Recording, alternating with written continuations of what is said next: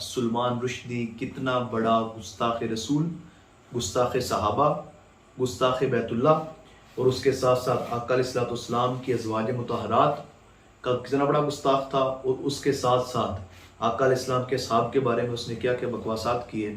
آج اس دور میں کچھ ایسے لوگ بھی موجود ہیں جو اس بات کو تسلیم نہیں کرتے ہیں اور کہتے ہیں یہ لوگ جو خود قدم اٹھاتے ہیں کیوں اٹھاتے ہیں؟ اگر ان کے اندر ایمان موجود ہے، ان کی اس کی گستاخیوں کی جو کتاب کچھ صفحات میں موجود تھی وہ آپ کے سامنے اس میں سے کچھ چیزیں آپ کے سامنے بیان کرنا چاہتا ہوں۔ اگر آپ کو سمجھ آ جائیں تو ضرور اس بات کو سنیے گا، اور سننے کے ساتھ ساتھ اس کو دل میں جگہ دیجیے گا اور سمجھیے گا کہ یہ گستاخوں کا یہ انجام کیوں ہوتا ہے۔ اور اس کے ساتھ ساتھ آپ کو میں یہ بھی بتانا چاہوں گا جو ہمارے جس حضور کے غلام نے، غازیان اسلام نے یہ قدم اٹھایا اور یہ قدم کیوں اٹھایا گیا، یہ بات بھی آپ کے سامنے بیان کرتا ہوں۔ چلیں شروع کرتے ہیں۔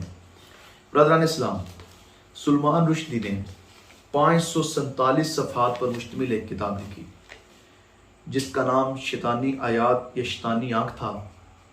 اس کتاب میں 1998 میں انگلستان میں انگلش میں وہ کتاب شائع کی گئی۔ 1998 میں انگلش میں یہ کتاب شائع کی گئی انگلستان کے اندر۔ اس کے بعد 140 زبانوں میں اس کا مختلف زبانوں میں ترجمہ بھی کیا گیا۔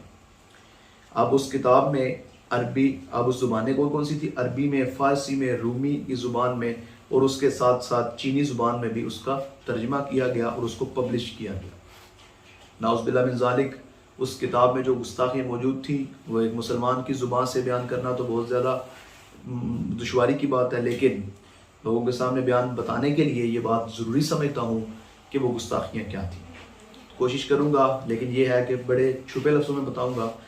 نعوذ باللہ من ذالک، اس نے آقا علیہ الصلوۃ والسلام کے بارے میں ایسے نازیبا الفاظ استعمال کیے جن کے بارے میں حضرت علامہ حافظ خادم حسین رضوی اپنے بیانوں میں بارہا کہہ چکے ہیں۔ اگر وہ باتیں آپ کے سامنے بیان کر دی جائیں تو معاشرے کے لوگ مسلمان بیان کرنے والے انسان کو مار دیں اور واجب القتل کہہ دیں۔ اس قدر آقا علیہ السلام آپ کے اور میرے تاجدار انبیاء ختم رسول آقا مکی مدنی آقا علیہ السلام کے بارے میں بکواسات کیے گئے۔ تو برادران اسلام، اس کے ساتھ ساتھ قرآن مجید کو اس سلمان رشدی گستاخ رسول اور گستاخ قرآن نے کیا کہا کہ قرآن مجید تو ایک فسانہ تھا اور شیطانی باتیں تھیں۔ کیا کہا؟ افسانہ کہا، فسانہ کہا، شیطانی باتیں، نعوذ باللہ من ذالک، اللہ پاک کے کلام کو کہا اپنی اس کتاب میں، شیطانی آیات یا شیطانی کتاب۔ اس کے ساتھ ساتھ بات یہاں ختم نہیں ہوتی۔ آقا علیہ السلام کی پاکیزہ ازواج مطہرات جن کے بارے میں قرآن کہتا ہے کہ آقا علیہ السلام نبی کی بیوی کو اپنی مائیں کہو، اور قرآن کی اس نفی کو بہت زیادہ کرتے ہوئے کیا قرآن کی گستاخی بھی کی، اور اس کے ساتھ ساتھ ازواج مطہرات کو بھی بڑے نازیبا اور گندے الفاظ کے ساتھ نعوذ باللہ من ذالک سلمان رشدی نے بکواسات کی اور اپنی کتاب میں اس کو لکھا۔ بات یہاں پر بھی ختم نہیں ہوتی۔ اس کے ساتھ ساتھ سلمان رشدی نے اپنے گندے الفاظ کو استعمال کرتے ہوئے کعبۃ اللہ کے طواف کرتے ہوئے لوگوں کے بارے میں بکواس کیا کہ لوگ یوں ایک قطار میں کھڑے ہیں نعوذ باللہ من ذالک جیسے فحاشی کے اڈے پر۔ توبہ استغفار، اللہ تعالیٰ معاف کرے۔ کفر زبان سے اتنا بڑے بکواس سلمان رشدی لعنتی ملعون نے کیے، اور یہ بات بھی ختم نہیں ہوتی۔ یہ بکواس کرنے کے بعد اس نے اپنی کتاب میں یہ بھی لکھا، اصحاب رسول بلال حبشی اور سلیمان فارسی رضی اللہ تعالی عنہ کو اس نے نعوذ باللہ من ذالک دنیا کی سب سے نیچ قوم کہا۔ اور اس کے ساتھ ساتھ یہاں بھی ختم نہیں ہوتی بات، ساتھ ساتھ توبہ استغفار، دیو اور جن کے الفاظ بھی ساتھ استعمال کیے۔ یہ اتنا بڑا گستاخ رسول، گستاخ صحابہ اور آقا علیہ السلام کے ازواج اور قرآن پاک کا بہت بڑا گستاخ تھا۔ یہ چند ایسی باتیں جو آپ کے سامنے رکھی۔ اس کے ساتھ ساتھ بہت سے ایسے بکواسات ہیں جو کہ آپ کے سامنے بیان نہیں کی جا سکتے۔ اور آگے بات، لوگ کہتے ہیں کہ اس کو وہاں سے جنم کیا گیا۔ اب اس کے ساتھ آپ کو بتانا ہے کہ امام خمینی نے 1984 میں اس کو واجب القتل قرار دیا۔ کب؟ 1984 سے یہ بکواسات کرتا آ رہا ہے، اور 1984 سے ہی اس کو واجب القتل قرار دیا گیا تھا۔ اور اس کے ساتھ ساتھ 12 اگست، اب اس معاملے کو حل کس نے کیا؟ حضور کے 22-24 سالہ نوجوان جس نے 12 اگست 2022 جمعۃ المبارک کے برکت والے دن 11 بجے ہادی مطر نے چاقو کے وار کر کے، ہادی مطر نامی شخص نوجوان نے، غازیان اسلام نے سلمان رشدی کو واصل جہنم کیا۔ برادران اسلام، اب آپ سوچیں گے کہ یہ حاجی مطر کون تھا؟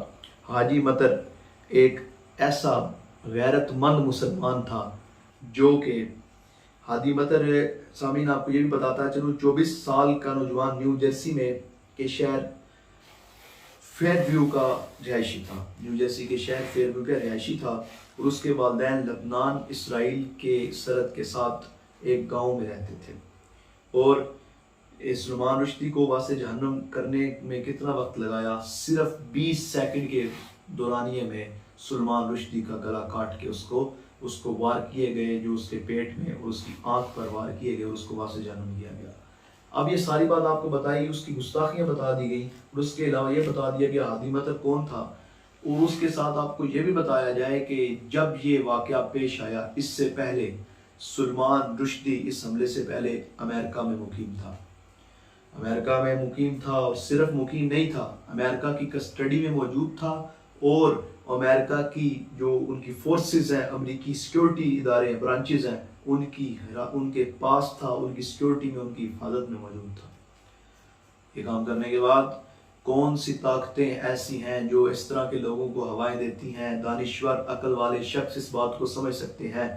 یہ جو کام ہوا، سلمان رشدی امریکہ میں موجود تھا، اور سیکیورٹی ان کو ادارے اس کو سیکیورٹی فراہم کر رہے تھے، اور وہاں سے یہ کام کا آغاز کرتے ہیں، اور یہ بیج لگاتے ہیں، بیج لگا کے مسلمانوں کے خلاف فصلیں کاٹتے ہیں، اور مسلمانوں کو پوری دنیا میں ذلیل رسوا کر کے گستاخیاں کرتے ہیں۔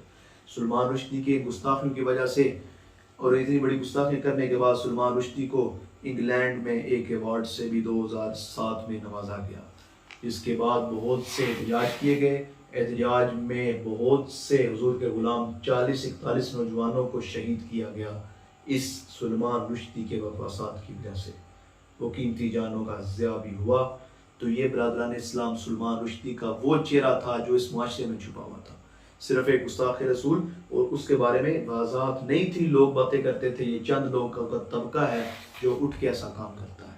اور میں اپنے یوٹیوب چینل سے اپنی آخرت کے لیے، اپنی عاقبت کے لیے اس غازیان اسلام، تمام غازیان اسلام کو سلام عقیدت پیش کرتا ہوں، اور بالخصوص ہادی مطر 24 سالہ جوان کی جوانی کو بھی سلوٹ پیش کرتا ہوں۔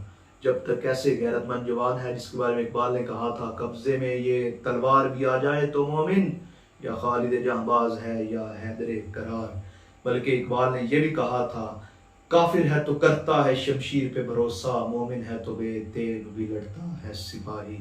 برادران اسلام یہ بھی کہا تھا، دیار عشق میں اپنا مقام پیدا کر، نئے دن نئے صبح و شام پیدا کر۔